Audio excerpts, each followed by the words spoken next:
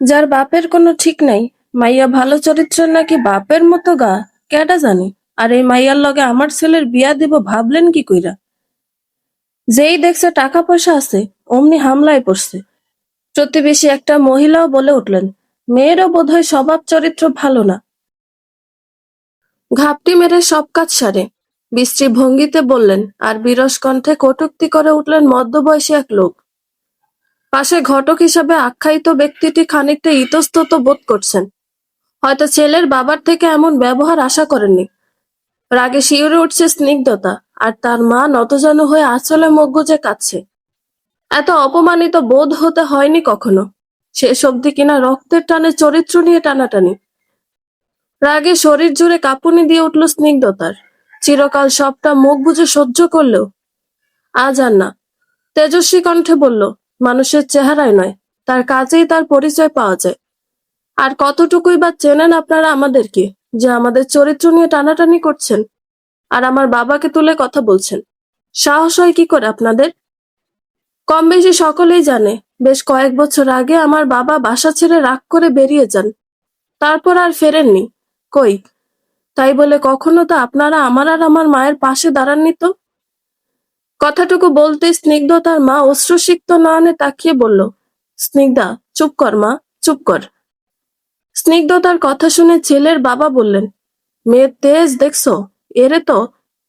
আর কিছু বলতে যাবেন তিনি, তার আগে ঘটক ওনাকে সামলানোর পুঙ্খানুপুঙ্খ ভাবে চেষ্টা করে বললেন, ভাইজান, এখান থেকে চলেন, ঝামেলা বাড়তেছে। বিয়া যখন দিবেন না, কথা বাড়ায় লাভ নেই।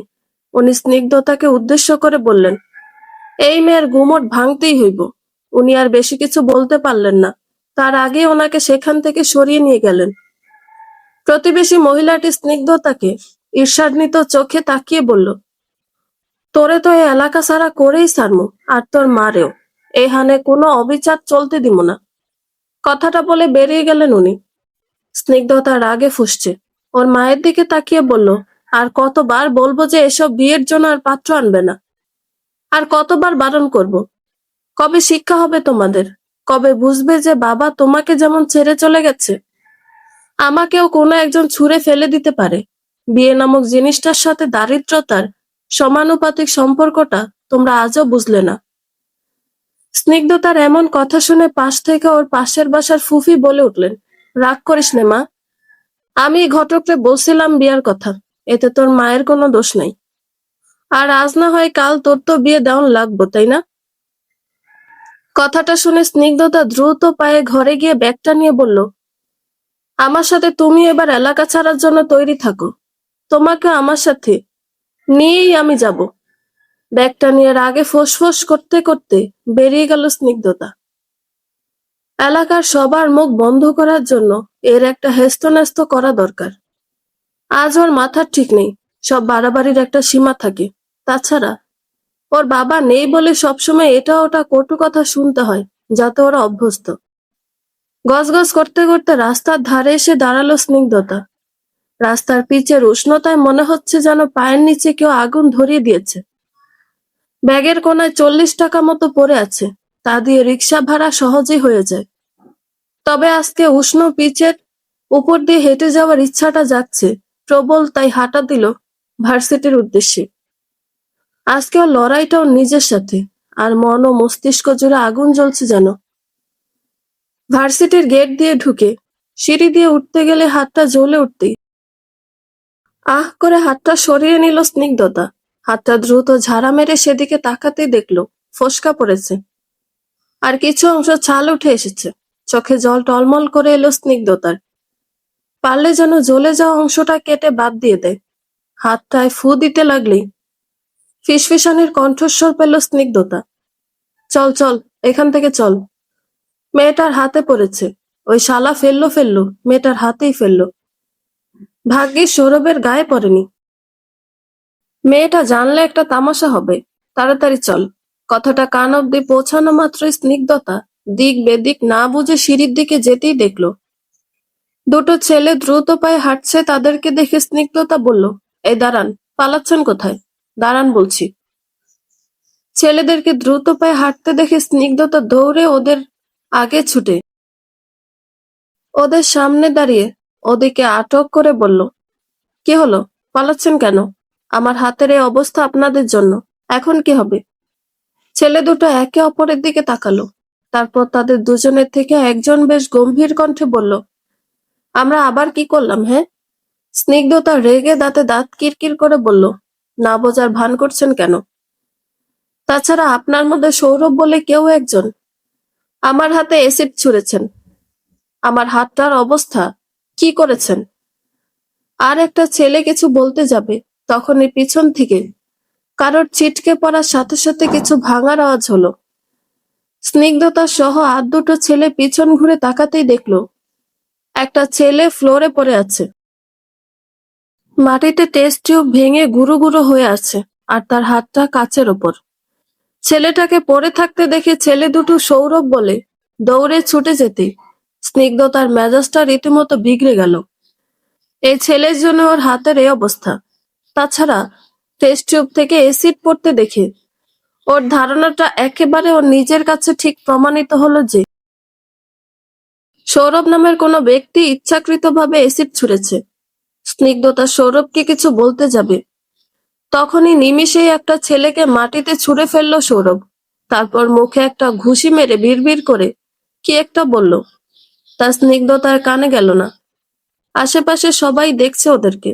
ছেলে দুটো মাটিতে পড়ে থাকা ছেলেটাকে নিয়ে কোথায় যেন গেল। তাড়াতাড়ি করে একটা মেয়ে সৌরভের কাছে ছুটে গেল আর বলল, সৌরভ, তোর লাগেনি তো? সৌরভ রাগে ওর হাতটা মুষ্টিবদ্ধ করে বলল, না, আমি ঠিক আছি। মেয়েটা ওর হাতটা নিজের হাতে নিয়ে এক একটা কাজ সরাতে সরাতে বলল, এটা এক্ষুনি ব্যান্ডেজ করাতে হবে, চল। সৌরভ পরে থাকা ল্যাব কোটটা খুলে ছুঁড়ে মারল আর বলল, সর, আমি প্রিন্সিপালের কাছে যাব। কথাটা বলে চলে গেল সৌরভ। দূর থেকে সবকিছু দাঁড়িয়ে দেখছে স্নিগ্ধতা। সৌরভকে ওর কথা শোনানোর কথা ছিল, কিন্তু তার আগেই তো চলে গেল। কিন্তু স্নিগ্ধতা আজকে ছাড়বে না কোনো মতে। আজকের পর থেকে নিজে অধিকারটুকু নিজে বুঝে নেবে। তার পরিকল্পনা করেছে সারাটা রাস্তা। স্নিগ্ধতাও হাঁটা দিল, আর দুটো ছেলেকেও কোথাও দেখলো না। ধীরে ধীরে ভিড় কমছে। অনেকে সৌরভকে নিয়েই বলাবলি করছে। কি হয়েছে তা কেউ কিছু বুঝতে পারছে না। কেউ কেউ আবার স্নিগ্ধতার পুড়ে যাওয়া হাতটার দিকে তাকাচ্ছে। তা দেখে স্নিগ্ধতা ওড়না দিয়ে ওর হাতটা ঢেকে নিল আর সৌরভের পিছু পিছু ছুটল। এখন ওর মেজাজ গরম আছে, আর এই সুযোগ, কথাটা ভেবে স্নিগ্ধতা ছুটল। প্রিন্সিপালের রুমে প্রথম একদিন ভর্তির জন্য গিয়েছিল, তারপর আর কখনো যায়নি ও। টাকার অভাবে ভর্তি হতে পারেনি স্নিগ্ধতা, তাই ওদের পাড়ার এক লোকের সুবাদে, যে কলেজে ক্যান্টিনে কাজ করে, তাকে দিয়ে অনেক কাকুতি মিনতি করে ভর্তি হয়েছিল। তবে আজ আবার অনেকদিন পর সৌরভকে ধোলাই দেওয়ার উদ্দেশ্যে এখানে দাঁড়িয়ে আছে ও। হাতটা মাঝে মাঝে এত জ্বালা করছে যে সহ্য করা দায়। বেশ অনেকক্ষণ হয়ে গেল রুম থেকে কেউ বার হচ্ছে না দেখে স্নিগ্ধতা বিরক্ত হলো। চলে যাবে কি ভাবছে, সেই সময় একজন স্যার প্রিন্সিপালের রুমের দিকে ঢুকতেই স্নিগ্ধতাকে দেখে ধমকের সুরে বলল, ক্লাস এখনই শুরু হবে, আর তুমি এখানে দাঁড়িয়ে কি করছো? যাও, ক্লাসে যাও। স্নিগ্ধতা দ্রুত হাঁটলো। ও ধমক শুনে ভয় পেয়ে গেছে। রুম পেরিয়ে গিয়ে ক্যান্টিন। সেদিকে স্নিগ্ধতার চোখ পড়তেই দেখলো যে সৌরভ চেয়ারে মাথা ঠেকিয়ে বসে আছে, মুখে রাগ আর বিরক্তির মিশ্র আভা। আর মেয়েটা হাতে মলম লাগাচ্ছে।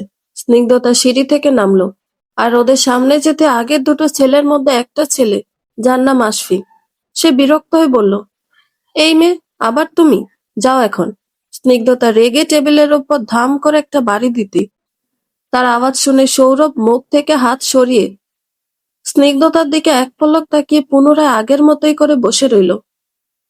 হাতে ব্যান্ডেজ করতে থাকা মেয়েটা স্নিগ্ধতার দিকে না তাকিয়ে বলল, কি দরকার এখানে?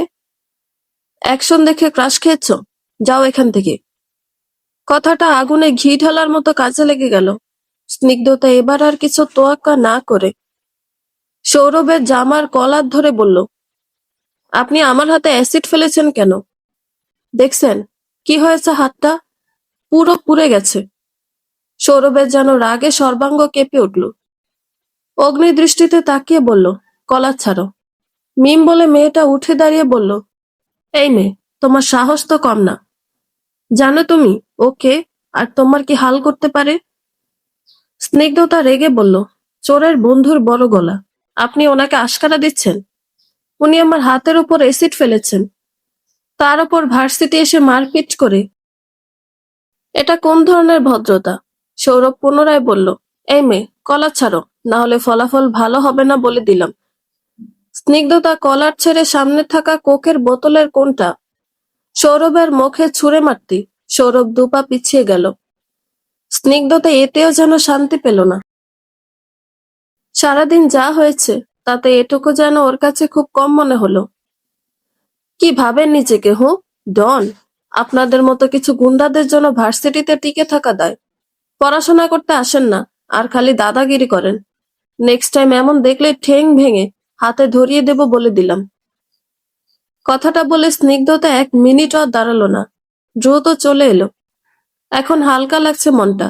স্নিগ্ধতা এবার যেন খুশি মনে ক্লাসরুমে গেল। মিম বলে উঠল, কি রে, তুই ওই মেয়েটাকে কিছু বললি না কেন? আমাকে বলতি, আমি দিতাম দুটো চর। সৌরভ 1 হাত দিয়ে মুখটা মুছে বলল, সিয়াম। সিয়াম আমতা আমতা করে বলল, এটা তো। সৌরভ এবার একটা নির্বিকার ভঙ্গিতে হেসে বলল, কি বলল মেয়েটা? গুন্ডা? আবরার সৌরভ গুন্ডা? গুন্ডাদের কাজ কি? সিয়াম মাথা নিচু করে চুপ করে রইল। সৌরভ গাড়ির চাবিটা টেবিল থেকে নিয়ে বলল, মেয়েটা যেন আজ রাতে বাসায় না ফিরতে পারে। রাতে যেন আমি ওকে আমার বনানীর ফ্ল্যাটে দেখি। মিম কিছু বলতে যাবে, তার আগেই সৌরভ চলে গেল। রাস্তা দিয়ে একা একা হাঁটছিল স্নিগ্ধতা, তখনই দেখলো ওর পাশে এসে একটা 4 চাকা গাড়ি থামলো। গাড়িতে থাকা সিয়াম ফিসফিসে আশফিকে বলল, ওই তো মেয়েটা যাচ্ছে। তা মেয়েটাকে কি বেহুশ করে গাড়িতে তুলবো, নাকি জ্ঞান থাকা অবস্থায় তুলবো? আমার তো ভয়ে হাত কাঁপছে। আশফি রেগে সিয়ামকে বলল, জাফর, ওই মেয়ের যা তেজ, তোর কি মনে হয় যে জ্ঞান থাকতে থাকতে গাড়িতে উঠবে? আমরা ডাকলেই যেন গট গট করে হেঁটে উঠে পড়বে। অজ্ঞান না করে উপায় নেই। তাছাড়া সৌরভ গাড়ি পাঠালো মেয়েটাকে আনার জন্য। ও বাইকে বসুন্ধরাতে গেছে, ফিরবে রাত 11টার দিকে। আর এসে যদি ওই মেয়েকে না দেখে তো তোর আর আমার অবস্থা খারাপ করে দিবে। সিয়াম একটু সাহস নিয়ে বলল, দোস্ত, সৌরভ কি মেয়েটার সাথে খারাপ কিছু করবে নাকি? না হলে এত রাত ওর ফ্ল্যাটে ডাকলো কেন? আশফি দাঁত কিরকির করে বলল, চুপ থাক আর কাজের কাজ কর। মেয়েটা বুঝতে পারলে চেঁচামেচি করে লোক জড়ো করলে অবস্থা খারাপ হবে। তখন পালানোর রাস্তা পাইবা না মামা। এই নে, এই মাস্কটা পর, আর ওই রুমালটাতে ক্লোরোফর্ম নেই, আর শুরু হয়ে যাও। সিয়াম বড্ড নার্ভাস, তবুও সৌরভ বলেছে তাই কাজটা করা লাগবে। তাড়াতাড়ি একটা রুমালে ক্লোরোফর্ম নিয়ে গাড়ি থেকে নামলো। স্নিগ্ধতা আপন খেয়ালে হাঁটছে। এই রাস্তায় কিডন্যাপিং এর মতো কখনো কোনো আপদ বিপদ হয়েছে বলে কেউ শোনেনি, তাই স্নিগ্ধতা বরাবর এই রাস্তা দিয়ে যায়। তাছাড়া ওর হেঁটে বাড়ি পৌঁছাতেও সুবিধাই হয়। হাঁটতে হাঁটতে থেমে গেল স্নিগ্ধতা। মনে হলো কেউ ওর সাথে সাথে হাঁটছে। রাস্তায় গাড়ি ঘোড়া নেহাত কম চলে, তাই দ্রুত হাঁটলে তার পদধ্বনি উপলব্ধি করা সম্ভব। স্নিগ্ধতা পিছন ঘুরতে যাবে, তখনই হঠাৎ কেউ পিছনে থেকে ওর মুখটা চেপে ধরল। খানিকক্ষণ তুমুল ছটফটানির পর একটা সময় নিস্তেজ হলো আর বেহুশ হয়ে গেল। সিয়াম এখনো ভয় পাচ্ছে। লোকজন দেখে ফেলার আগে ওরা স্নিগ্ধতাকে গাড়িতে ওঠালো। স্নিগ্ধতা ব্যাক সিটে অজ্ঞান অবস্থায়, আর আশফি ড্রাইভ করছে। সিয়াম ভয় আর নার্ভাসনেস কাটাতে সৌরভের নাম্বারে কল করলো, কিন্তু ওপাশ থেকে এখনো ফোন রিসিভ করলো না। এভাবে প্রায় 20 বার কল করে ফেলেছে, সৌরভ উঠায়নি। সিয়াম ভয়ার্ত দৃষ্টিতে একবার স্নিগ্ধার দিকে তাকিয়ে বলল, সৌরভ মেয়েদেরকে সম্মান করে। আমার মনে হয় না এই মেয়ের সাথে খারাপ কিছু করবে। কি রে, তুই কি বলিস? সিয়ামের এমন কথা আশফি হাসলো। তা দেখে সিয়াম বিরক্ত হয়ে বলল, শালা, হাসছিস কেন? আশফি আগের ন্যায় হাসতে হাসতে বলল, কিছু না। সিয়াম একটা পর্যায়ে বিরক্ত হলো, আর কিছু বলল না। কল আসলো তখন ফোনে মিমের। মিমের নাম্বার দেখে সিয়াম অতিরিক্ত বিরক্তি সহকারে বলল, এখন নিশ্চয়ই মিম বলবে ওই মেয়েকে যেন আমরা কিডন্যাপ না করি, কারণ মেয়েটার জায়গায় রাতে ওর সৌরভের ফ্ল্যাটে থাকলে ভালো হয় কিনা। আশফি হাসল, কারণ সিয়ামের কথাতে কোনো ভুল নেই, যা বলছে একেবারে ঠিক বলছে। মিম সৌরভকে পছন্দ করে প্রায়, কিন্তু সৌরভ নিজের ফ্রেন্ড হিসাবেই দেখে মিমকে, কিন্তু তা মিম মানতে নারাজ। আগে আগে সৌরভকে প্রপোজ অব্দি করেছে, কিন্তু সৌরভ হ্যাঁ না কিছুই বলেনি। যদিও ওর ইশারা নায়ের দিকেই বেশি যায়, তবুও মিম বুঝতে চায় না। তাছাড়া ভার্সিটি থেকে বেরোনোর পর অলরেডি একবার সে আশফিয়া সিয়ামকে ফোন করে বলেছে যেন স্নিগ্ধতাকে ওরা আলাদা কোথাও নিয়ে যায়, সৌরভের ফ্ল্যাট অব্দি সে না পৌঁছায়। সিয়াম বিরক্ত হয়ে ফোনটা সাইলেন্ট করে রাখতেই আশফিয়া আগের মতো হেসে এসে বলল, তোকে কথা বলতে হবে না, দে আমার কাছে দে। সিয়াম বিরক্ত হয়ে ওর ফোনটা আশফিকে দিয়ে দিলেই আশফি মিমকে কল ব্যাক করলো, হ্যাঁ বলো। আমরা মেয়েটাকে নিয়ে সৌরভের ফ্ল্যাটে যাচ্ছি। কি বলছো? কিছু শুনতে পাচ্ছি না। Hello, hello. কথাটা বলে আশফি ফোনটা কেটে দিল আর সিয়ামকে হাসতে হাসতে বলল, নে মামা, এবার ফোনটা সুইচ অফ করে দে। আর প্যারা নাই। এত রাতে দরজায় কড়া নাড়ার শব্দ পেয়ে বিরক্ত মাখা কণ্ঠে ঘুম ভেঙে উঠে এলেন স্নিগ্ধতার প্রতিবেশী সম্পর্কিত ফুফি আমেনা। দরজার কাছে এগুতে এগুতে বললেন, এত রাতে ক্যাডায় আমার ঘুম ভাঙানোর ইচ্ছা হইল রে। মানুষের সুখে থাকতে ভূতে কিলায়। স্নিগ্ধতার মা আঁচল দিয়ে মুখ চেপে ফুফিয়ে ফুফিয়ে কাঁদছেন, কিছু বলছেন না। এত রাতে যদি কেউ ওনার এমন কান্নার আওয়াজ শুনে ফেলেন তাহলে সর্বনাশ হয়ে যাবে। তাছাড়া প্রতিবেশী হিসেবে ওনার শত্রুর অভাব নেই। উনি চুপ করে রইলেন আর ক্রমাগত দরজা ধাক্কাতে লাগলেন। আমেনা বিরক্ত হয়ে দরজা খুলে অপর দিকে দাঁড়িয়ে থাকা ব্যক্তিটার উপর যথেষ্টভাবে কথা শোনানোর পরিক্রমা শুরু করতে গেলেই দরজা খুলে দেখলেন স্নিগ্ধতার মা লিলুফা। তিনি বাইরে দাঁড়িয়ে রয়েছেন। উনি থেমে থেমে কেঁপে কেঁপে উঠছেন। অন্ধকারের মাঝে আমেনা সেটা ভালোই বুঝতে পারছেন। আমেনা লিলুফার গায়ে হাত দিতেই লিলুফা কেঁপে উঠলেন। আমেনা বুঝলো যে নিশ্চয়ই কোনো সমস্যায় রয়েছে। তাই আমেনা ফিসফিসিয়ে বলে উঠলেন, ভাবি, কি হয়েছে? তুমি কাঁদতেছো কেন? আর তোমার মেয়ে কোথায়? এত রাতে যে একা আইলা? স্নিগ্ধতার কথা শুনে উঠতে লিলুফা কেঁদে ফেললেন আর তারপরে ঘরের ভিতর ঢুকে উনি দরজাটা টেনে আমেনার হাত ধরে ঘরের ভেতর টেনে এনে কাঁদতে কাঁদতে বললেন, রাত 11টা বাজতে যায়, স্নিগ্ধা এখনো ঘরে ফেরে নাই আমেনা। এমনটা কখনো তো হয় না। না জানি মেয়েটা কোথায় গেল, আর কোন আপদ বিপদ হলো। একটা ফোনও তো মেয়েটার কাছে নাই যে মেয়েটাকে ফোন করে জিজ্ঞাসা করব যে কোথায় আছে। আমেনা লিলুফার এমন কথা শুনে ভয় পেয়ে বলল, ভাবি, আমি তো ভাবতেছি তাই কি ঠিক সকালে যারা আইছিল স্নিগ্ধারে দেখতে, ওরা না কইয়া গেছিল যে আমাদের স্নিগ্ধার কোনো ক্ষতি করব? ওরা কি কিছু করছে? যদি করে ঠিক করে নাই, চলো ভাবি আমরা পুলিশরে জানাই। কিছু একটা করতে হইব, না হলে মাইয়াডারে ঘরে ফিরন যাইব না। স্নিগ্ধতার মা আমেনাকে থামিয়ে বললেন, না না আমেনা, এটা এখন করা যাবে না।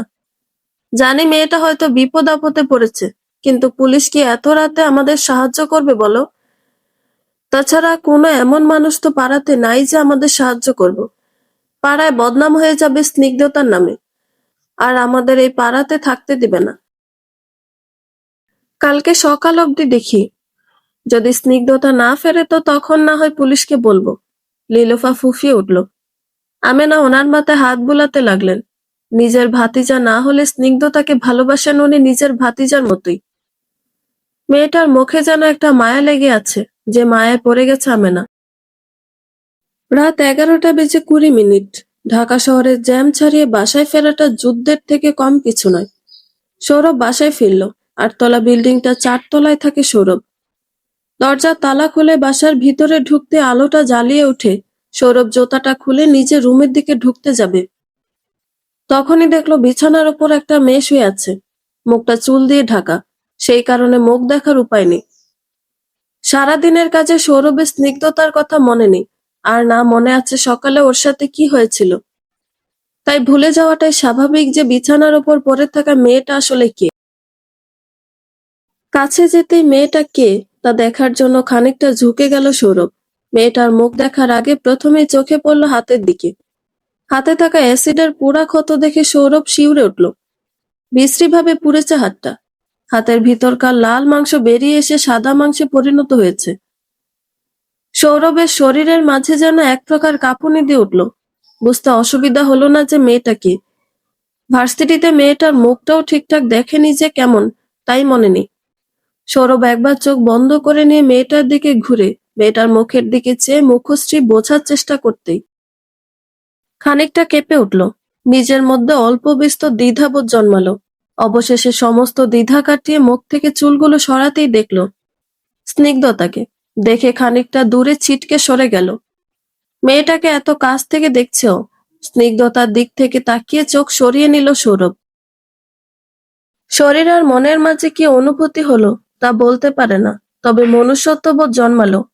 তাই স্নিগ্ধতার মুখটা একবার দেখে দ্রুত বেরিয়ে গেল রুম থেকে। তারপর ফিরে এলো প্রায় 15 মিনিট পর। হাতে রয়েছে একটা পুড়ে যাওয়ার মলম আর ব্যান্ডেজ। দুর্ভাগ্যবশত বাসায় সেগুলো না থাকার কারণে ওকে আনতে বাইরে যেতে হয়েছে। মলমটা এনে স্নিগ্ধতার পাশে বসলো। মেয়েটার মুখের দিকে তাকাচ্ছে না। স্নিগ্ধতার হাতটা স্পর্শ করে হাতে মলম দিতে গেলেই স্নিগ্ধতার শরীর কেঁপে উঠল জ্বালায়। মলম দিয়ে ব্যান্ডেজ করে সৌরভ বিছানা থেকে নেমে গেল। তারপর চলে গেল কিচেনে। কফি নামক জিনিসটাই ও একমাত্র ভালো পারে। কফি বানিয়ে ব্যালকনিতে গেল। হাতে রয়েছে ব্ল্যাক কফি। কফিতে চুমুক দিচ্ছে আর সেখান থেকে দেখছে শহরটাকে। এই অল্প বিস্তর জায়গাটুকুতে কত অলিগলি আর কত বহুতল বাড়ি। লাইটের আলোয় চোখ ধাঁধায়। মায়াবী মনে হয় শহরটাকে। আবার কখনো বা শীতে ঝরে পড়ে শুভ্র রঙের শিউলি, আর তার সৌরভে মাতোয়ারা হয় এই ব্যস্ত শহরের অলিগলি। কফিটার মুখে স্বাদ পাচ্ছে না যে। দুম করে কফিটা মগ থেকে ছুঁড়ে ফেলে দিল। কি একটা ভেবে রুমে গেল। খানিকক্ষণ পায়চারি করার পরও মনের অশান্তিটা মিটছে না। আবার এমন বোধ হওয়ার কারণও বুঝছে না। সৌরভ আর চোখে স্নিগ্ধতার মুখের দিকে তাকালো। বিরক্ত হলো নিজের ওপরই। না, কোনোভাবেই রাগ আসছে না। সকালের রাগটা এখন মেটাতেও স্নিগ্ধতাকে এখানে এনেছে। তাহলে এখন কেন রাগ হচ্ছে না ভেবে পাগল হচ্ছে। পায়চারি থামিয়ে বিরক্তি ভঙ্গিতে বলল, সকালে জ্বালিয়েছে এই মেয়ে, এখন রাতেও জ্বালাচ্ছে। কি করা যায় তোমার সাথে, তোমার এই বেয়াদবি শাস্তি হিসাবে। আবরার সৌরভের মুখে কোক ফেলা। How dare she is. কথাটা বলে ফোনটা হাতে নিলে হঠাৎ কি মনে হলো, ফোনের ক্যামেরাটা অন করলো। সৌরভ ভ্রু কুঁচকে বলল, রাগ লাগছে তাই এখন কটা সেলফি নি, নিজের যদি রাগটা কমে। মেয়েটা জেগে থাকলে না হয় দুটো থাপ্পড় দিতাম। সিয়াম আর আশফিটাও একটা ডাফার। কে বলেছিল অজ্ঞান করে আনতে। কথাটা বলে নিজের মুখের দিকে ক্যামেরা সেলফি ধরল সৌরভ। ফোনের ক্যামেরায় নিজের সেলফি উঠছে আর পিছনে এক কোণে স্নিগ্ধতার ছবি উঠছে। তা দেখে সৌরভ বিরক্ত হয়ে বলল, এই মেয়েটা দেখছে আমার পিছু ছাড়ছে না। ঘুমিয়ে ঘুমিয়েও আমার সেলফিতে আসছে। আবরার সৌরভের মতো একটা হ্যান্ডসাম ছেলেকে দেখে আর হুঁশ নেই। হা। কথাটা বলেই সৌরভ বেশ কয়েকটা সেলফি নিল ওর। সেলফিগুলোর এক কোণায় স্নিগ্ধতাকে দেখা যাচ্ছে। বিছানার উপর শুয়ে আছে, মুখটা স্পষ্ট। সৌরভ ছবিগুলো দেখে বিরক্ত হয়ে ডিলিট করে দিল। ফোনটা বিছানার উপর ছুঁড়ে ফেলে রুম থেকে বেরিয়ে গেল। কিছুক্ষণ পর একটা সিগারেট ধরিয়ে ঘরে ঢুকে ফোনটা হাতে নিল। ডিলিট বক্স থেকে ছবিগুলো পুনরায় সেভ করে ঘুমিয়ে পড়ল।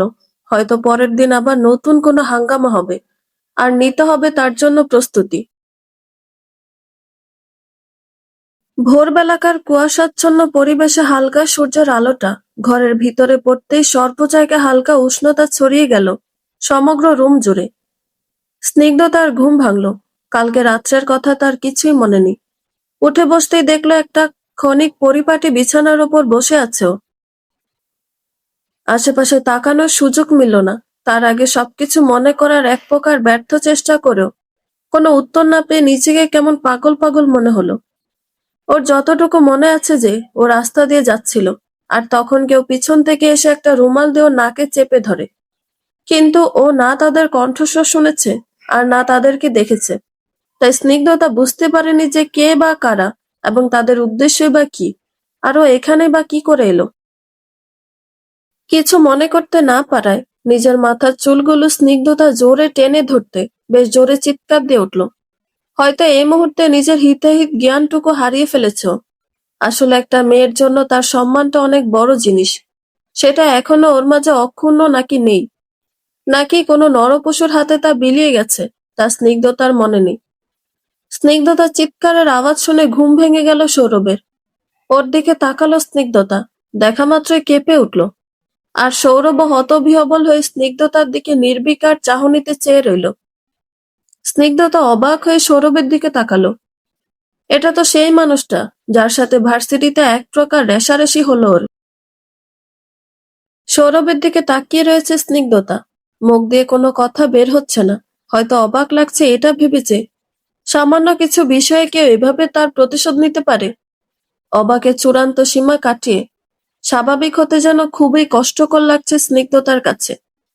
তাহলে কি প্রতিশোধ নেওয়ার জন্য সৌরভ ওকে এখানে এনেছে? সেটা ভাবতেই স্নিগ্ধতার চোখে জল চলে এলো। অনেকক্ষণ ধরে স্নিগ্ধতার হাবভাবের পরিবর্তন না দেখে সৌরভ এবার সোফা থেকে নিঃশব্দে পা দুটো নামিয়ে স্নিগ্ধতার দিকে হেঁটে গেল। মেয়েটার এত কাছে গিয়েও তার হাবভাবের পরিবর্তন না দেখে সৌরভ এবার স্নিগ্ধতার দিকে খানিকটা ঝুঁকে গেল। স্নিগ্ধতার দিকে তাকিয়ে থাকতে থাকতে সৌরভও নিস্তব্ধ হয়ে গেল। এই মুহূর্তে মস্তিষ্ক শূন্য প্রায়। শেষমেশ নিস্তব্ধতার সহ্যের সব সীমা ছাড়িয়ে সহ্য করতে না পেরে স্নিগ্ধতা ঠাস করে একটা চড় মেরে দিল সৌরভের গালে। চড়ের আওয়াজটা যেন ঘরের প্রত্যেকটা দেওয়ালে ধাক্কা খেয়ে প্রতিফলিত হয়, খানিকটা গম গম করে বেজে উঠল। স্নিগ্ধতার গায়ের লোম শিউরে উঠল। চড় মেরে হাত কাঁপছে স্নিগ্ধতার, সমগ্র শরীর কাঁপছে। স্নিগ্ধতা ঢোক গিল, তবে ভয়ে নয়, নিজের আত্মসম্মানের খাতিরে। কাঁপা কাঁপা কণ্ঠে বলল, আপনারা কি এই সমাজে মানুষ নাকি নরপশু? একটা মেয়েকে রাস্তায় একা পেয়ে তাকে বিছানায় টেনে আনতে ন্যূনতম বিবেকবোধ হলো না আপনার? স্বাধীনতা কোথায় আমাদের? রাস্তাঘাটে একা চলাফেরা করাও কি অপরাধের? আপনাদের মতো পয়সাওয়ালা মানুষদের কাছে টাকাটাই সবচেয়ে বড় জিনিস। আপনারা টাকা দিয়ে পুলিশের মুখ বন্ধ করে দিতে পারেন অনায়াসেই। আর আমার কি হবে? আমি কিভাবে জাস্টিস পাবো? এখন যদি আমি পুলিশের কাছে গিয়ে বলি যে আপনি মাঝ রাস্তায় জোর করে গুন্ডা ভাড়া করে আমাকে তুলে এনেছেন শুধু আপনার বিছানায় টেনে আনার জন্য আর বদনাম করার জন্য, তখন তারা কি আমার কথা বিশ্বাস করবে? করবে না, কারণ তাদের মুখ তো টাকা দিয়ে বন্ধ। আর সমাজের কাছে কলঙ্কিনী হব আমি। আপনি টাকা দিয়ে হয়তো তার মুখ বন্ধ করে দেবেন। কলঙ্কিনী হব আমি, বাঁচার ইচ্ছেটাও তিলে তিলে হয়তো মরে যাবে। আর তখন আমার নিঃশেষ হয়ে যাওয়ার দায়িত্বটা কি আপনি নেবেন? কথাগুলো বলে থেমে গেল স্নিগ্ধতা। চোখ থেকে জল গড়াচ্ছে। সৌরভ হাত মুঠিবদ্ধ করলো। স্নিগ্ধতার দিকে তাকালো। চোখের শিরা উপশিরাগুলো রক্তবর্ণ ধারণ করেছে, যাতে চোখটাতে রক্তিমাভা। মেয়েটা চোখের জল যেন সৌরভের হৃদয়কে স্পর্শ করে উঠতে পারছে না। যে অপরাধও করেনি তার দোষারোপ করে যাচ্ছে মেয়েটা ক্রমাগত। না পেরে সপাটে একটা চড় মারল সৌরভ। চড় খেয়ে স্নিগ্ধতা যেন ছিটকে দূরে পড়ে গেল। সৌরভ রাগে চোখে তাকিয়ে আছে স্নিগ্ধতার দিকে। চড় মেরেও রাগটা কমেনি। এটা তো চরের বিপরীতে চর। আর স্নিগ্ধতা এখন যা বলল তার হিসাব লাগবেই। অকারণে কোনো দোষারোপ নিজের ঘাড়ে নিতে রাজি নয় আবরার সৌরভ। তার উপর এমন একটা অভিযোগ যেটা মান্য করার মতো নয়। একটা নারীর দুর্বলতার সুযোগ নেওয়ার মতো অভিযোগ। যেখানে সৌরভ কাল রাতে ওকে বাজেভাবে স্পর্শ অব্দি করেনি, উল্টে হাতটা যত্ন নিয়েছ। সৌরভ স্নিগ্ধতার হাতটা ধরে এক ঝটকায় নিজের কাছে টেনে আনতে স্নিগ্ধতা সৌরভের উপর পড়ল। চল শক্ত করে চেপে ধরতে স্নিগ্ধতা খানিকটা কুকিয়ে উঠল। স্নিগ্ধতার একেবারে কাছে গিয়ে সৌরভ বলল, আমাকে রেপিস্ট প্রমাণ করার এতই শখ হলে আগে নিজের ভার্জিনিটি চেক করিয়ে নিও। কথাটা বলে ধাক্কা মেরে বিছানায় ছুঁড়ে ফেলল স্নিগ্ধতাকে। হাঁপাচ্ছে স্নিগ্ধতা, ভয়ে ঘামছ। দরজা ধাক্কা দিয়ে কোথায় বেরিয়ে গেল সৌরভ, তা স্নিগ্ধতা বলতে পারে না। দৌড়ে স্নিগ্ধতা ওয়াশরুমে ছুটল। এই মুহূর্তে মনে হচ্ছে যেন সবকিছু ভেঙে তছনছ হয়ে গেল। কে ভুল আর কে ঠিক তা জানে না, এমনকি নিজেকেও বিশ্বাস করতে পারছে না। চোখে মুখে জলে ঝাপটা দিয়ে অঝরে কাঁদছে স্নিগ্ধতা। কিছুক্ষণ পর বিছানা থেকে ওড়নাটা দিয়ে দৌড়ে ছুটে বেরিয়ে গেল। সিঁড়ি বেয়ে নামছে আর কাঁদছে। কাউকে চেনে নাও আর না জানে এটা কোথায়। 4 তলা থেকে নামতে নামতে নেতিয়ে ফ্লোরে হাঁপিয়ে দৌড়ে পড়ে গেল। হাতটা ছিলে গেল আর ঠোঁটটাও কেটে গেল খানিকটা। জ্ঞান হারাবো হারাবো এমন অবস্থায় কেউ যেন সিগারেটের ধোঁয়া ছেড়ে স্নিগ্ধতার দিকে হাত বাড়িয়ে বলল, এই মেয়ে ওঠো, আমি পৌঁছে দিচ্ছি। আর কিছু মনে নেই। পুনরায় জ্ঞান হারালো স্নিগ্ধতা। সিগারেটের অবশিষ্টাংশ দূরে ছুঁড়ে ফেলে একটা ক্লোরোমিন্ট মুখে পুরে আগের তুলনায় একটু নরম গলায় বলল, চিন্তা নেই। একা পেয়ে কাউকে লুটে নেওয়া ধান্দায় সৌরভ কখনো ছিল না। তাড়াতাড়ি ওঠো, দেরি হয়ে যাচ্ছে। তুমি রাস্তাঘাট চেনো না? রাস্তাঘাট চিনি না এটা জেনেও এখানে তুলে এনেছেন কেন? এমন উত্তরটাই বোধহয় সৌরভ স্নিগ্ধতার থেকে আশা করেছিল, কিন্তু তা হলো না। স্নিগ্ধতার থেকে আওয়াজ এলো না। সৌরভ এবার মাটিতে বসে স্নিগ্ধতার দিকে বেশ খানিকটা ঝুঁকে স্নিগ্ধতার দিকে আট চোখে তাকিয়ে চোখ সরিয়ে নিল। আর কোনো কিছু না ভেবে স্নিগ্ধতাকে কোলে তুলে নিয়ে গাড়িতে বসালো। ড্রাইভ করছে সৌরভ। নিজেকে কেমন কঠোর কঠোর লাগছে যেন। স্নিগ্ধতার দিকে একটাবারের জন্য হলেও তাকাবে না এমন পণ করেছে। হঠাৎ লুকিং গ্লাসের দিকে তাকাতেই না চাইতো স্নিগ্ধতার দিকে চোখ পড়ল। ঠোঁট কেটে রক্ত গড়াচ্ছে। দেখা মাত্রই সৌরভ গাড়ি থামালো। নিমিষে স্নিগ্ধতার মুখটা নিজের দিকে ঘুরিয়ে অনেকক্ষণ যাবৎ তাকিয়ে রইল। গাড়ির মধ্যে ফার্স্ট এড বক্স ছিল। তা থেকে মেডিসিন দিয়ে স্নিগ্ধতার ঠোঁটের রক্ত মুছে মলম লাগিয়ে নিল। হঠাৎ ফোনে কল আসতেই দেখলো মিম। কলটা ধরার ইচ্ছেটা এই মুহূর্তে নেই, তাই ফোন সাইলেন্ট করে পকেটে রাখতে যাবে তখনই স্নিগ্ধতার দিকে তাকালো। কিছু একটা ভাবলো। ভেবে ফোনটা নিয়ে ওর আর স্নিগ্ধতার কিছু ছবি তুলল সৌরভ। সৌরভ ফটোটা জুম করে বলল, আবরাজ সৌরভকে চড় মারার সাহস দেখিয়েছে যে তাকে ফ্রেমবন্দি করবো না এটা কখনো হয়? জ্ঞান হারানো মাত্রই স্নিগ্ধতাকে তুলে গাড়িতে বসালো সৌরভ।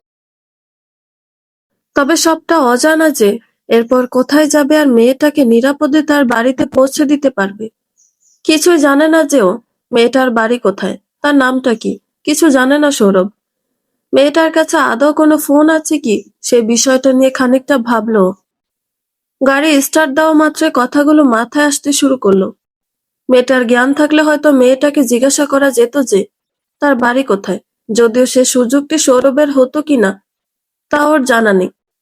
কারণ স্নিগ্ধতা হয়তো কখনোই এত স্বাভাবিকভাবে সৌরভের পাশের সিটে বসে ওর সাথে স্বাভাবিক কণ্ঠে কথা বলতে পারত না। কি করবে বুঝতে না পেরে স্নিগ্ধতার দিকে তাকালো সৌরভ। পরে গিয়ে হাতটা খানিকটা কেটে গেছে। সে কাটা জায়গা থেকে ছিটে ছিটে রক্ত বেরোচ্ছে কিছু কিছু জায়গায়। ঠোঁট কেটে যে রক্ত বার হয়েছে সেই রক্তটা শুকিয়ে গেছে আর ঠোঁটের কোণে কালচে বর্ণ ধারণ করেছে। ধীরে ধীরে স্নিগ্ধতার দিক থেকে চোখ সরালো সৌরভ। হতবিহ্বল লাগছে নিজেকে। মস্তিষ্ক শূন্য প্রায়। অনেক কিছু ভাবার চেষ্টা চালাচ্ছে এই ছোট্ট মস্তিষ্কে, কিন্তু সাফল্য পাচ্ছে না খুব একটা। পুনরায় স্নিগ্ধতার দিকে তাকালো। খুব গভীরভাবে তাকালো আর ভাবতে চেষ্টা করলো। স্নিগ্ধতাকে এখানে আশফি আর সিয়াম মাঝ রাস্তা থেকে ফেরার পথে কিডন্যাপ করেছে। ভার্সিটি থেকে ফিরতে ফিরতে ঘটনাটা ঘটেছে, তাই নিশ্চয়ই স্নিগ্ধতার কাছে কোনো ব্যাগ ছিল। আর তাতে কমসে কম কিছু একটা হলেও এমন কিছু থাকবে যাতে এটা জানা যাবে যে মেয়েটার ফোন নাম্বার বা বাড়ি কোথায়, বা হয়তো তার নাম। গাড়ি থেকে নামলো সৌরভ, ছুটলো নিজের ঘরের দিকে। তড়িঘড়ি রুমে ঢুকে এদিক ওদিক দেখলো। সারা রুমে চোখ বোলালো যে কোথাও ব্যাগ আছে কি, কিন্তু সুবিধার হলো না বিশেষ। বিছানায় বসে আশফিকে কল করতে যাবে, তখনই চোখ গেল রুমের এক কর্নারে থাকা চেয়ারের নিচে একটা লেডিস ব্যাগ পড়ে রয়েছে। ছুটে গিয়ে সেটা তুলে নিল, যেন এক্ষুনি ওটা কেউ চুরি করে নেবে। ব্যাগটা নিয়ে পাশে রাখলো।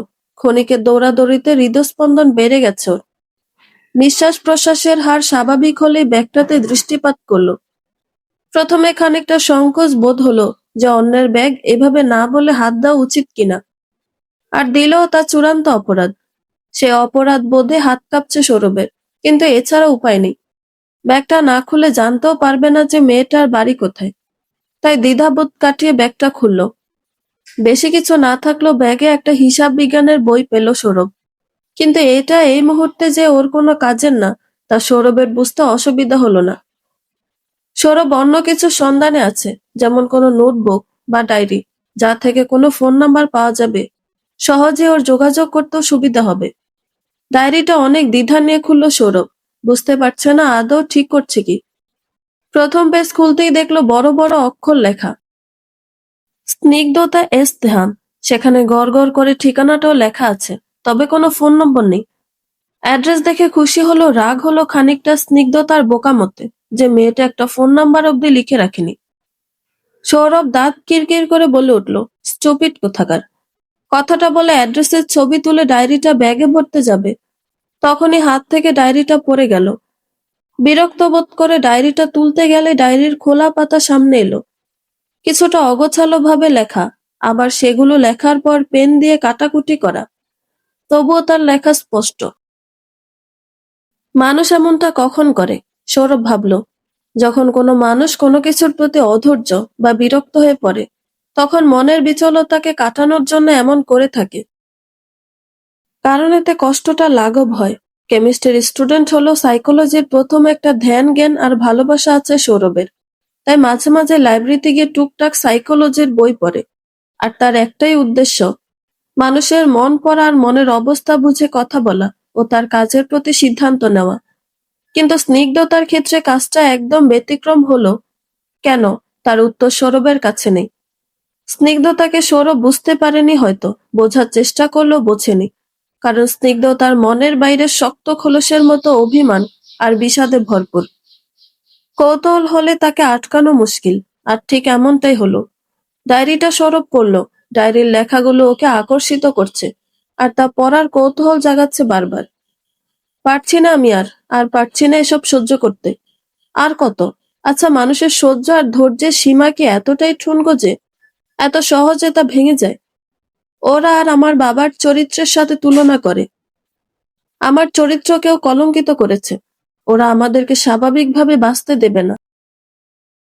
যার চেষ্টা করে প্রতিটি মুহূর্তে। কেন তুমি চলে গেলে বাবা?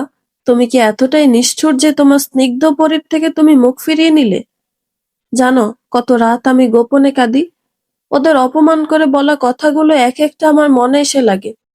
আমি যা সহ্য করতে পারছি না গো, তুমি ফিরে এসো। শেষ করো না তোমার এই মান অভিমানের পালা। কথাগুলো লিখেও কেটে দিয়েছে স্নিগ্ধতা। সৌরভের শরীরের মাঝে যেন বিপরীত প্রতিক্রিয়া হতে শুরু করলো। একটু আগে যে চোখে রাগ ফুটে উঠেছিল, এখন সেই চোখে স্নেহের ছায়া। স্নিগ্ধতার কথা মনে পড়ল ওর। তার মানে মেয়েটা ভালো নেই, মানসিক বিদ্বেষ আর দোটানায় আছে। যার আছে পালিয়ে যাওয়ার খিদে, কিন্তু চাইলেও দোটানায় সেই খিদে মেটাতে পারে না। সৌরভ আর ডায়েরিটা খুলল না, ব্যাগে ভরে নিল। হয়তো এই ডায়েরির প্রত্যেকটি পাতা এমন বিষাদে ভরা কারোর কাতর উক্তিতে।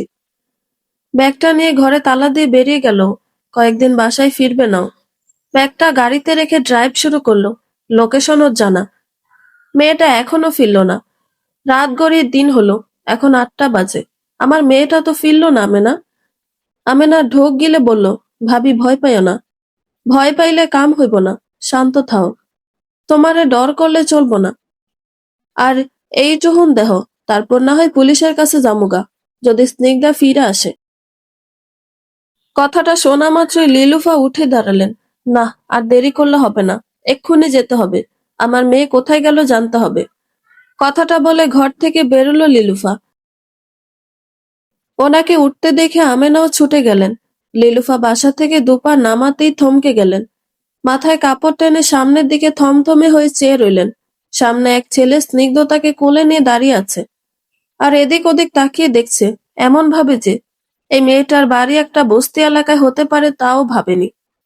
লিলুফা ছুটে স্নিগ্ধা বলে চিৎকার দিতেই সৌরভ ওনার দিকে তাকালো।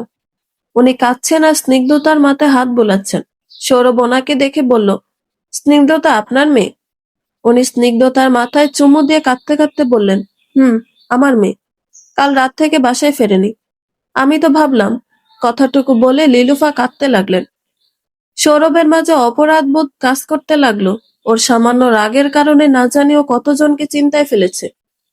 সৌরভ ভাবলো যে ওনাকে সত্যটা বলবে, আর যখন কিছু বলতে যাবে তখন আমেনা বলে উঠল, এই সারা, তুমি কেডা? আমাগো মাইয়ারে কই পাইলা? সৌরভ সত্যিটা বলতে গিয়েও বলল না, কোনো কিছুর আশঙ্কা করেছেও। গলিতে ঢোকার পথে একটা বউ স্নিগ্ধতাকে এমন অবস্থায় দেখে নানা নোংরা কথা বলতে লাগলেন, আর প্রতিবেশী মহিলাগুলোকে তা বোঝাতে লাগলেন। সৌরভের বুঝতে বিশেষ অসুবিধা হলো না যে নিঃসন্দেহে উনি স্নিগ্ধতার শুভাকাঙ্ক্ষী নন, আর আমেনাকে দেখেও সৌরভ তাই ভাবল। তাই বলল, স্নিগ্ধতার হাতে এসিড পড়েছিল ল্যাবে, তাই হসপিটালে ছিল সারা রাত। এখন ঠিক আছে, ওকে কোথাও শুয়ে দিলে ভালো হতো। আমেনার কোসকানো ভ্রুজোড়া সোজা হলো। সন্দেহের রেশটা কমলো স্নিগ্ধতার হাত দেখে তা ব্যান্ডেজ করা। আমেনা ওর ঘরে স্নিগ্ধতাকে শুইয়ে দেওয়ার কথা বলল। সৌরভ গিয়ে স্নিগ্ধতাকে শুইয়ে দিয়ে বেরিয়ে এসে কাঁধ থেকে ব্যাগ খুলে দিয়ে চলে যেতে নিলেই লিলুফা পিছু ডাকলো। অনেক ধন্যবাদ তোমাকে আমার মেয়েটাকে সুস্থভাবে ফিরিয়ে দেওয়ার জন্য। আবার এই গরিবের ঘরে এসো বাবা। সৌরভ হাসলো, তবে হাসিটা ছিল অর্থহীন। লোক দেখানো হাসি, ভিতর থেকেও খুশি নয়। যা যা হলো তা দেখে। সৌরভ চলে যেতে নিলে উনি ডেকে উঠলেন, বাবা, তোমার নামটা বললে না তো? সৌরভ পিছু ঘুরল না, কেবল বলল, সৌরভ, আবরার সৌরভ। কথাটা বলে দ্রুত পা চালালো। নিজের মাঝে অপরাধবোধ কাজ করছে ভীষণ রকম। হয়তো এরপর যা হবে তার জন্য কেবল ও দায়ী। স্নিগ্ধতাকে বিছানায় শুইয়ে দিয়ে লিলুফা আঁচল দিয়ে চোখটা মুছে নিয়ে আমেনাকে বলল, আসার পথে ওদেরকে কেউ দেখে ফেলেনি তো আমেনা? যদি দেখে ফেলে সর্বনাশ হবে, ওরা আমাদের আর এখানে থাকতে দিবে না। আমেনা ওনার কাঁধে হাত রেখে বললেন, ভাবি কান্দিও না, কিচ্ছু হবে না তোমাগো। আর আমাদের স্নিগ্ধা কি কোনো দোষ করছে নাকি যে ঝামেলা হইব? ওই পোলাটা বলল না যে কলেজে অসুস্থ হয়ে গিয়েছিল, তাই হসপিটালে ছিল। আর আমাদের কি ফোন আছে নাকি যে আমাদের কল দিব ওরা? কথাটা বলে ভরসা দেওয়ার চেষ্টা করলাম না। কথাটা তাদের কাছে সত্যি হলেও যে সৌরভের কাছে তা সত্য নয়, সেটা কোনো দ্বিতীয় ব্যক্তি জানে না। আমেনার ঘরের চালের টিনের ছোট ছোট ছিদ্র দিয়ে সকালের কড়া রোদ আসছে। তার স্নিগ্ধতার মুখের ওপর ছড়িয়ে ছিটিয়ে আছে বেশ। স্নিগ্ধতার চোখ দুটো পিটপিট করে এলো, হয়তো জ্ঞান ফিরছে এবার। আমেনা কথাগুলো বলে একটা স্বস্তির নিঃশ্বাস ফেলতে যাবে, তখনই খানিকটা চিৎকার চেঁচামেচি শুরু হলো। প্রতিবেশী মহিলা, যার নাম কি চাপা, সে স্নিগ্ধতার কাছে গিয়ে ওর চুলের মুঠি ধরে শুয়ে থাকা অবস্থা থেকে উঠে বসালো। মুহূর্তেই ব্যথায় স্নিগ্ধতার পিলে চমকে যাওয়ার মতো অবস্থা হলো। দুর্বল শরীরটা যেন আরো নেতিয়ে গেল। আজ আর যুদ্ধ করার মতো ক্ষমতা ওর নেই। এক প্রকার চোখ মুখ বেরিয়ে এলো স্নিগ্ধতার। বেশ শব্দ করে একটা নিঃশ্বাস নিল, যেমন শ্বাসকষ্টে ভুক্তভোগী মানুষ নেয়। আমেনা লিলুফা ভয়ে উঠে দাঁড়ালো। হতভম্ব ওরা। মহিলারা স্নিগ্ধতার চুলের মুঠি ধরে ঝাঁকিয়ে বলল, দূর হ মুখপুরি, চরিত্রে দাগ লাগিয়ে সারা রাত ফষ্টি নষ্টি করে এখন সকালে একটা ছেলের কোলে করে মজায় মজায় এসে এখানে আরামের ঘুম ঘুমাচ্ছ তুমি? অনেক হয়েছে, এবার বিদায় হ তোরা এই মহল্লা থেকে। তোদের জন্য এই এলাকা খারাপ হতে দেব না। লিলুফা মেয়ের এমন অবস্থা দেখে ওনার পায়ে পড়ে বললেন, ভাবি, ভাবি তুমি আমার মেয়েটাকে ছেড়ে দাও, ও অসুস্থ। দেখছো না চোখ মুখ কেমন করছে, আর তোমরা ভুল ভাবছো। আসল কথাটা হলো, লিলুফা খুব বেশি কিছু বলে উঠতে পারলেন না। তার আগেই প্রতিবেশী সেই মহিলাগুলো কোনো প্রতিবাদ করছিল না, উল্টে তামাশা দেখছিল তারাও। কোনো কারণ ছাড়া আর সত্যিটা না জেনে স্নিগ্ধতাকে কটু কথা বলতে লাগলো সকলে। আমেনা কেঁদে কেঁদে ওনাদেরকে থামানোর অনেক চেষ্টা করছেন, কিন্তু পারছেন না। লিলুফার কোনো কথা আর চাপা ভাবি শুনলেন না। উনি স্নিগ্ধতার চুলের মুঠি ধরে বিছানা থেকে ছুঁড়ে ফেলে দিতে নিলেই আমেনা ধরে ফেলল। স্নিগ্ধতার চোখ মুখ কেমন একটা করছে, হাতের পোড়া জ্বালাপোড়নটা বাড়ছে।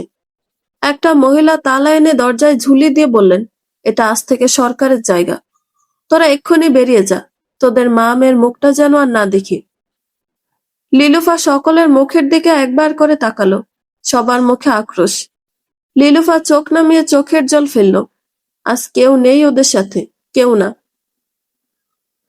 যিনি দরজায় তালা দিলেন তার সাথে একটা সময় লিলুফার বেশ ভালো আলাপচারিতা ছিল, কিন্তু ওই যে কথা আছে না, যে সত্য জিনিসটা তেতো হয়, লিলুফার ক্ষেত্রেও তাই হয়েছিল।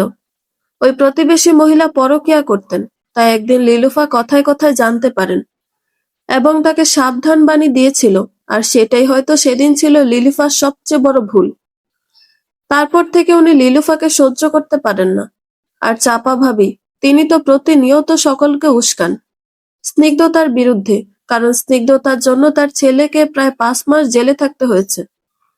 একবার স্নিগ্ধতা কলেজ থেকে ফেরার পথে গলির মোড়ে ঢুকতে গেলেই কেউ যেন ওর মুখ চেপে ধরে লুকিয়ে নেয়, আর তা ছিল চাপা ভাবির ছেলে। ছেলেটা সেদিন মদ খেয়ে স্নিগ্ধতার ক্ষতি করার চেষ্টা করেছিল, তবে মদ্যপান করা অবস্থায় থাকার দরুন কাবু করতে পারেনি, আর স্নিগ্ধতা পালায়। নিমেষে দিয়ে লোক জড়ো করে আর জেলে যেতে হয় ছেলেটাকে। স্নিগ্ধতার মা স্নিগ্ধতাকে ধরে বললেন, চল মা, আমরা যাই।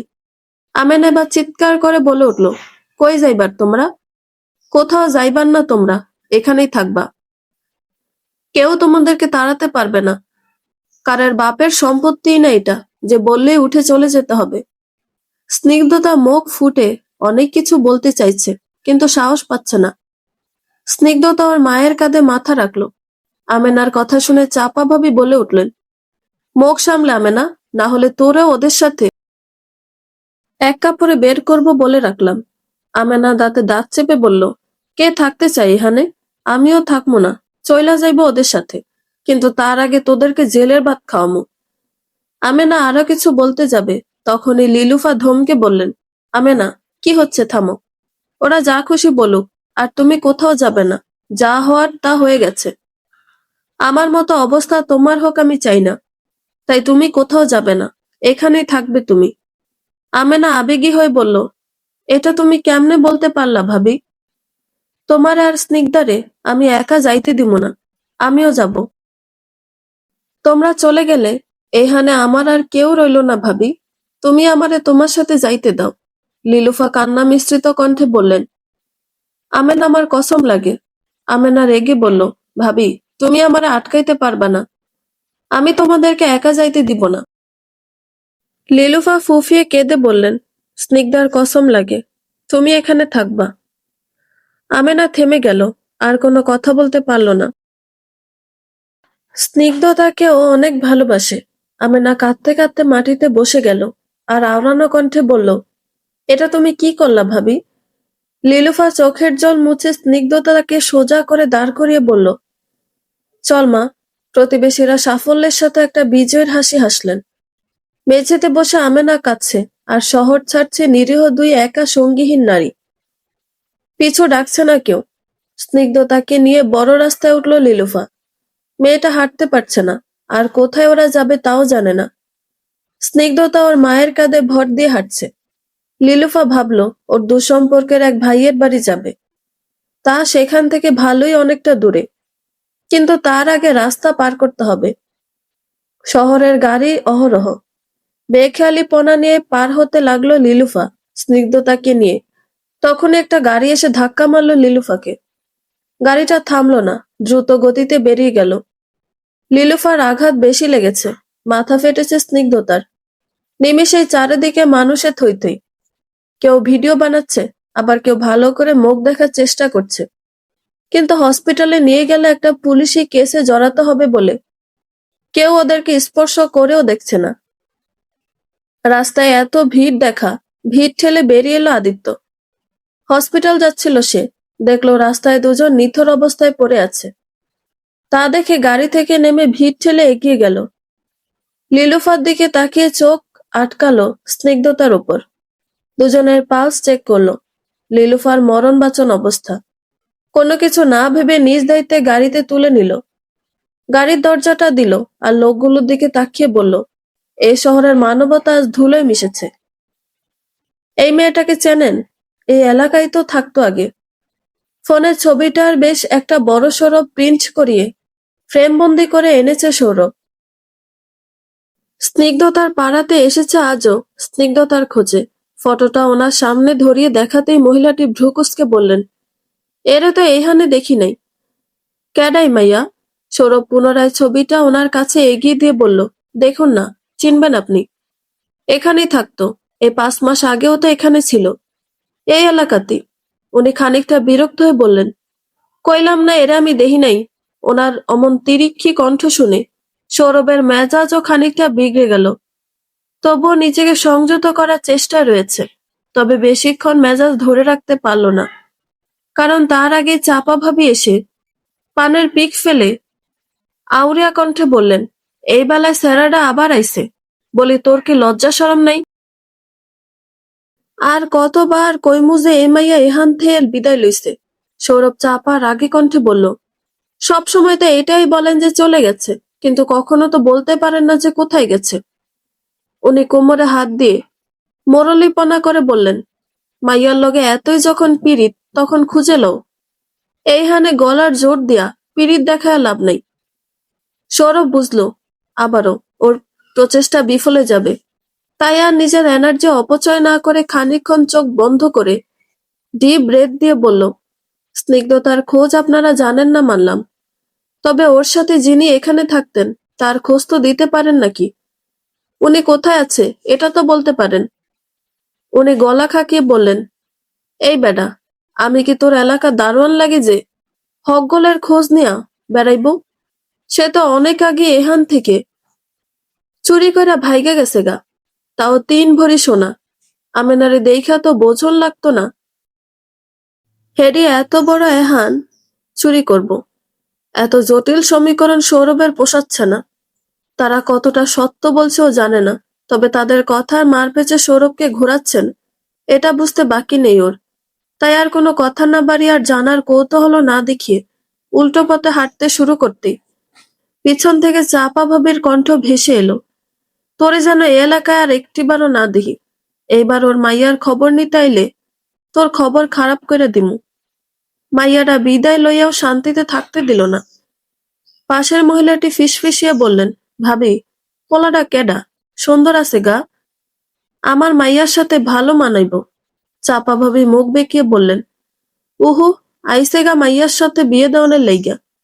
এই স্যারার ও লিলুফার বেডি স্নিগ্ধার সাথে ইটিস পিটিস ছিল গা, না জানি কি কি করছে। এখন যেই মাইয়া উদাও হয়ে গেছে তার প্রেম জায়গা উঠছে। মাসে 2 বার এই পোলার দেখা মিলবই, খবর নিতে আসে সেরির। কি পিরিতি দেখলাম গো। চাপা ভাবির এমন কথা শুনে অন্য মহিলাটি বালতিটা হাতে নিয়ে মুখ বেঁকিয়ে চলে গেলেন। গাড়িতে উঠল সৌরভ, গাড়ি স্টার্ট দিল। আর কোনো খোঁজাখুঁজি না, এবার পুলিশের কাছে যাবেও সোজা। ড্রাইভ করছে সৌরভ, ফোনে কল আসছে সম্ভবত আশফির। কলটা কেটে দিল, ফুল স্পিডে গাড়ি চালাচ্ছ। উদ্দেশ্য যে করে হোক স্নিগ্ধতাকে খুঁজে বের করা। আর যাই হোক, এটুকু বুঝতে বাকি নেই যে এলাকার মানুষের চাপে স্নিগ্ধতা আর তার মা সেখান থেকে চলে গেছে, আর তাদেরকে শাস্তি দেবে সৌরভ। তবে তার জন্য স্নিগ্ধতার সাহায্য প্রয়োজন। সেই দিন যে একবার স্নিগ্ধতাকে রেখে এসে পিছু হেঁটেছিল সৌরভ, সেদিন থেকে কোনো এক মায়ায় জড়িয়ে গেছিল তা বলতে পারে না। তারপর স্নিগ্ধতার খোঁজ নিতে ও এলাকাতে আসে ঠিক 1 সপ্তাহ পর, কারণ সেদিনের ঘটনার পর স্নিগ্ধতাকে ও আর কখনো ভার্সিটিতে দেখেনি। স্নিগ্ধতার শারীরিক অসুস্থতার দোহাই দিয়ে এলাকাতে এসেছিল সৌরভ, কিন্তু দেখা পায়নি সেই ফ্রেমবন্দি মানুষটার। তারপর কোন একটা ক্ষীণ আশা নিয়ে সৌরভ যায় স্নিগ্ধতার এলাকাতে প্রতি মাসে, তবে কখনো খোঁজ পায় না।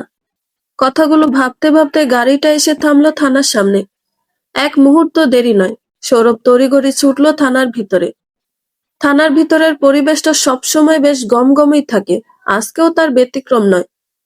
ভিতরে ঢুকতেই দেখলো বেশ কথা কাটাকাটি চলছে, আর তার মাঝে সৌরভের সেই নিখোঁজ হয়ে যাওয়া ফ্রেমবন্দি মানুষটাকে সন্ধানের কথাটাও ওসির কাছে পৌঁছাবে কি কে বলতে পারে। পুরুষালী কণ্ঠ ভেসে এলো, তবে তার রুক্ষ কণ্ঠের সাথে। হয়তো তিনি কোনো বিষয় নিয়ে ভীষণ চিন্তিত। আপনি কি বাংলা কথা বোঝেন না? আমি আর কতবার বলবো যে আমার স্ত্রী, তিনি অসুস্থ আর প্রেগনেন্টও। এ অবস্থায় তাকে কোথাও খুঁজে পাচ্ছি না বলেই তো আমি আপনার কাছে এসেছি। আর আপনারা আমাকে এটা ওটা বোঝাচ্ছেন যে সে আপনা আপনি ফিরে আসবে। লোকটার কথাগুলো খুব মনোযোগ দিয়ে শুনল সৌরভ। তা শুনে বোধগম্য হলো যে তার স্ত্রী নিখোঁজ হয়েছেন, তাই এই চিল্লাপাল্লা। তবে তার রাগের কারণ একটাই যে পুলিশ ব্যাপারটাতে গুরুত্ব দিচ্ছে না। পুলিশটা ওনাকে আশ্বস্ত করার চেষ্টা করে বললেন, আপনি শান্ত হন, আপনার স্ত্রীকে খোঁজার জন্য আমরা লোক পাঠিয়েছি। উনি কাঠের টেবিলটাতে একটা বাড়ি দিয়ে বললেন, আপনারা এভাবে আর কতক্ষণ সান্ত্বনা দেবেন? পুলিশ অবস্থা খারাপ দেখে সৌরভের দিকে দৃষ্টিপাত করে বলল, আপনার কি চাই? সৌরভ এবার হাতের ভাঁজ ভেঙে হাত নামিয়ে বেশ থতমত খেয়ে ওনার দিকে তাকিয়ে বলল, আমিও একজনকে খুঁজতে এসেছি, সেও নিখোঁজ। সৌরভের কথা শুনে আদিত্য একবার সৌরভের দিকে তাকিয়ে মুখ ঘুরিয়ে নিয়ে টেবিলের দিক ঝুঁকে মাথা নিচু করে রইল। সৌরভের আদিত্যর সাথে চোখাচোখি হলো। পুলিশ বিরক্ত হয়ে বলল, ছবি টবি আছে? সৌরভ ব্যতিব্যস্ত হয়ে বলল, আছে। কথাটা বলে পকেট থেকে ফোনটা বার করলো সৌরভ। স্নিগ্ধতার ছবিটা ফটাফট বার করে পুলিশের দিকে ধরল। পুলিশটা ছবিটা দেখলো না, কারণ তার আগেই পিছন থেকে একটা মহিলা কনস্টেবল বলে উঠল, স্যার, ওনার ওয়াইফকে পেয়েছি। কথা শুনে সৌরভ ফোন নামিয়ে পিছন দিকে তাকালো। আদিত্য যেন আকাশের চাঁদ পাওয়ার মতো খুশি হয়ে তাকালো। ওর তিথি দাঁড়িয়ে রয়েছে, তবে অগোছালো রূপে। সৌরভ মেয়েটার দিকে তাকিয়ে অবাক হয়ে গেল, আর খানিকটা শিউরে উঠল। অব্যক্ত কণ্ঠে ফিসফিসিয়ে বলল, স্নিগ্ধতা। সৌরভের ফিসফিসানির থেকে আদিত্যর বলা তিথি শব্দটা যেন মেয়েটার কানে বেশি করে পৌঁছালো। আদিত্যকে দেখে মেয়েটা দৌড়ে ছুটে ঝাপটে ধরল। একটা সময়ের জন্য সৌরভের মনে হয়েছিল যে স্নিগ্ধতা তার দিকে ছুটে আসছে, কিন্তু সে তো এখন আর স্নিগ্ধতাতেই সীমাবদ্ধ নেই, সে যে কারো তিথি। আদিত্যর সাথে স্নিগ্ধতা ওরফে তিথি পরিচয় আখ্যায়িত মেয়েটাকে দেখে সৌরভের শরীরে যেন এক ঝড়ো হাওয়া বয়ে গেল। আদিত্য তিথির কপালে ভালোবাসার পরে সেকে বলল, এই তিথি, কোথায় চলে গিয়েছিলে তুমি? জানো, আমার কত চিন্তা হচ্ছিল, এভাবে কেউ পালিয়ে যায়? আমার তিথি পাখিটা এত চঞ্চল কেন? হালকা ধমকের সুরে আদিত্য বলল। সৌরভ দূর থেকে সবটা দেখছে আর শুনছে, আর গলা ধরে আসছে ওর। তিথি বলে উঠল, আপনি খুব পচা, আপনি একা রেখে কোথায় চলে গিয়েছিলেন? আদিত্য তিথির গালে হাত বুলিয়ে বলল, আমার তিথি পাখিটা না গাড়িতে বসে বায়না করছিল যে সে চকলেট খাবে, তাই তো আনতে গিয়েছিলাম। আর আমার তিথি পাখিটা মহা দুষ্ট, সেও ফুরুত করে গাড়ি থেকে নেমে গেল। তিথি ঠোঁট ফুলে হেসে ফেলল আর বলল, কি করব বলো তো ডাক্তার বাবু, আপনার ছোট্ট বাবুটা যে তার মামামের সাথে হাঁটতে চাইছিল। সৌরভ দেখছে আর অবাক হচ্ছে, এটা কি সেই স্নিগ্ধতা যে রেগে গিয়ে ওর মুখে কোক ছুঁড়ে দিয়েছিল, হাতে এসিড পড়েছিল বলে তাকে কত কথাই না শুনিয়েছিল। তিথি আরো কিছু বলতে যাবে, তার আগেই পুলিশ বললেন, নিন মশাই, আপনার বউ হাজির, এবার শান্ত হন। খানিকটা হেসেই বললেন উনি। তিথি আদিত্যকে জড়িয়ে ওর বুকে মাথা রাখলো, আর আদিত্য ওকে আগলে নিয়ে মুচকি হেসে পুলিশকে বলল, আমি আপনার সাথে অনেক খারাপ ব্যবহার করেছি, তার জন্য আমি দুঃখিত। আসলেও প্রেগনেন্ট, সাথে অসুস্থ, আর ঢাকার কিছু চেনে নাও, তাই আরো বেশি অ্যাগ্রেসিভ হয়ে পড়েছিলাম আর কি। পুলিশ মুচকি হাসলেন, আজ তাহলে আসি। জি। তিথি দূর থেকে সৌরভের দিকে ড্যাব ড্যাব করে তাকিয়ে আছে আর দেখছে, কিন্তু কিছু বলছে না। সৌরভ অবাক হলো যে স্নিগ্ধতা তাকে দেখেও কিছু বলল না, তবে লক্ষ্য করলো যে তিথির হাতের পোড়া দাগটা আজও আছে। আদিত্য পিছন ঘুরে দেখতেই সৌরভকে দেখে মুচকি হাসলো। সৌরভও মুচকি হাসলো, যার কোনো অর্থ না থাকলেও বেদনা প্রকাশ পায়। ও আদিত্যকে হঠাৎ প্রশ্ন করে উঠল, আপনার স্ত্রী অসুস্থ? আদিত্য তিথির দিক তাকিয়ে বলল, জি, তার স্মৃতিশক্তি লোপ পেয়েছে, তবে তার একটা নতুন জগৎ গড়ে উঠেছে আমাকে নিয়ে আর আমাদের সন্তানকে নিয়ে। তবে প্রিয় মানুষ তার মাকেও হারিয়েছে। কথাটা শুনে সৌরভ 2 কদম পিছিয়ে গেল। কি বলবে ভাষা পাচ্ছে না। আদিত্য কৌতূহল নিয়ে বলল, আপনিও তো কাউকে খুঁজে পাচ্ছিলেন না, তাই না? সৌরভের চোখের কোণে জল জমে এলো। দীর্ঘশ্বাস ছেড়ে নিচের দিকে তাকিয়ে বলল, খুব শীঘ্রই পেয়ে যাব হয়তো।